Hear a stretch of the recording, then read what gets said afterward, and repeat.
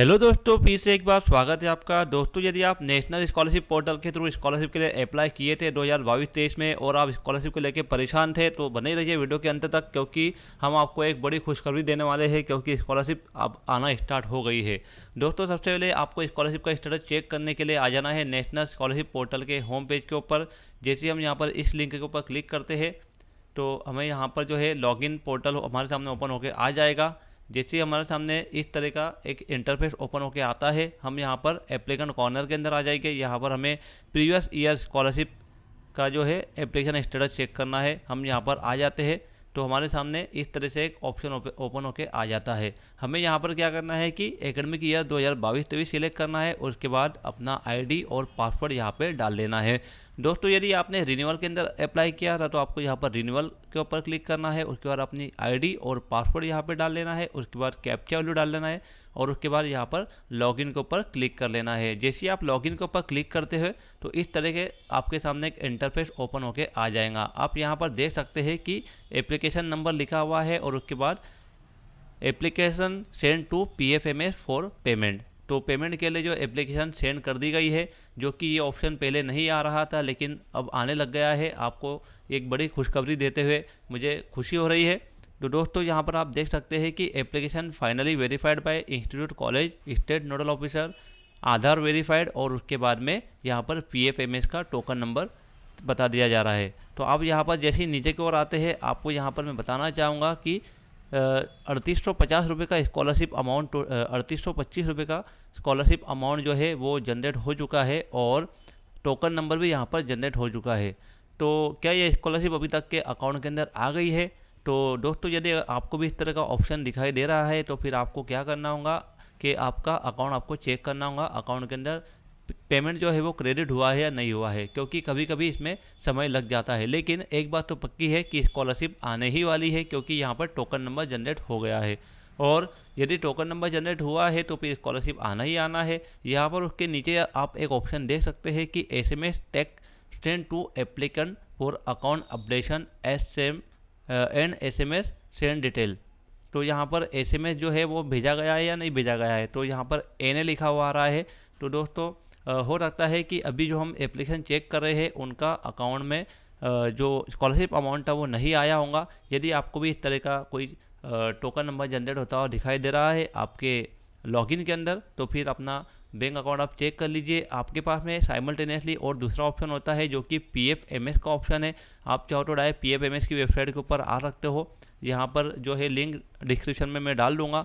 यहाँ पर जैसे ही आप PFMS की वेबसाइट के ऊपर आते हो, आपको यहाँ पर अपना एप्लीकेशन नंबर डाल लेना है। हम यहाँ पर एप्लीकेशन नंबर डाल लेते हैं। यहाँ से उठाकर हम एप्लीकेशन नंबर PFMS की वेबसाइट के ऊपर डाल लेते हैं। जैसे हम PFMS की वेबसाइट के ऊपर एप्लीकेशन नंबर डालते हैं, हमें यहाँ पर नीचे कैप्चा वैल्यू डालना होगी। कैप्चा वैल्यू डालने के बाद में थोड़ी देर यहाँ पर समय दिया जाएगा और उसके बाद में कुछ ऑप्शन आपके सामने ओपन होके आ जाएगा। तो अभी थोड़ा PFMS के ऊपर बहुत ज़्यादा लोड है। इस तरीके से यहाँ पर जो है PFMS की वेबसाइट प्रॉपर वर्क नहीं कर रही है। लेकिन आप जैसे ही 2-3 बार ट्राई करते हो तो उसके बाद क्या होगा कि PFMS की तरफ से कोई रिस्पांस आपके सामने ओपन होके आ जाएगा। तो थोड़ी देर यहाँ पर हम इंतज़ार कर लेते हैं और उसके बाद देख लेते हैं कि PFMS की तरफ से क्या ऑप्शन ओपन होके हमारे सामने आ रहा है।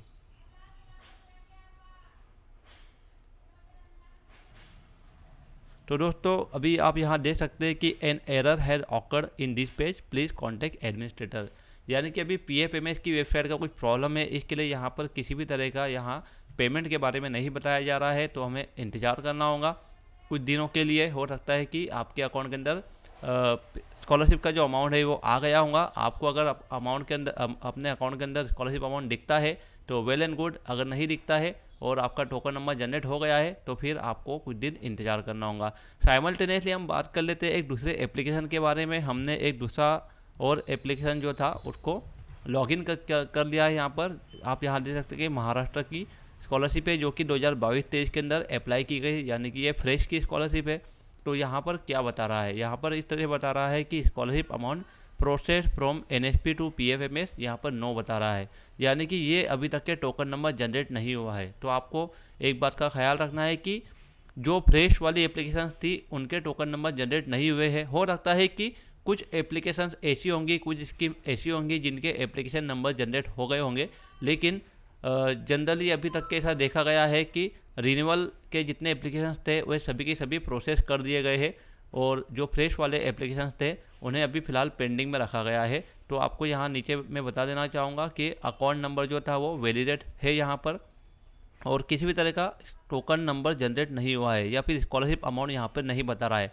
एट द सेम टाइम मैं यहाँ पर आपको बताना चाहूँगा, इस तरह ये जो एप्लीकेशन है यहाँ पर देखिए टोकन नंबर जनरेट है और यहाँ पर स्कॉलरशिप अमाउंट भी बताया गया है। तो आपको थोड़ा इंतज़ार करना होगा यदि आपने फ्रेश के अंदर अप्लाई किया है। यदि आपने रिन्यूअल के अंदर अप्लाई किया है तो आपकी स्कॉलरशिप हो सकता है कि आपके अकाउंट के अंदर आ गई होंगी या फिर कुछ दिनों के अंदर आपकी स्कॉलरशिप आ ही जाएंगी अगर आपका टोकन नंबर जनरेट हो गया है तो मैं उम्मीद करता हूँ कि वीडियो आपके काम में आएगा और वीडियो आपको पसंद आया होगा। यदि आपको वीडियो पसंद आता है तो इसे लाइक करें, शेयर करें और हमारे चैनल को सब्सक्राइब करना ना भूलें। Thank you.